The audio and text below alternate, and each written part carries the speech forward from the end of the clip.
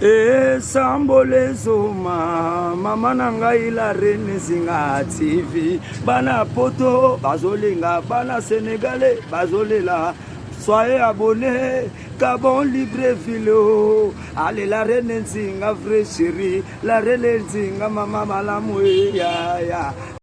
c'est Star Mbosso Ibramovic Manankasi impermis son gars petit loyeyo na bonne sanité Alpha Miesi papa mapasa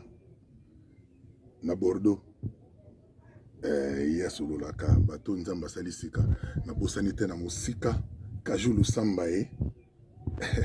balmi nzembo oyo to préparer na studio kalate bokoyo kango nzembo ya la reine Nzinga TV Gisèle Mozizo mama na Belinda baida nzembo ngozaka no lobaka ne to yemba kango donc boseka ngai te surtout bato baseka bato to boya. Soki bolingo ya la reine Nzinga ezalaki lokola mbongo ya jibende nalingaki kobomba ngo jalousement na coffre fort ya motema na ngai ai mai kitoko ya mosi ndako ya libala bazobomengo bango bakosepela bazanga mibali mwana ndoke kolela na ngai nazolela mama ayo emame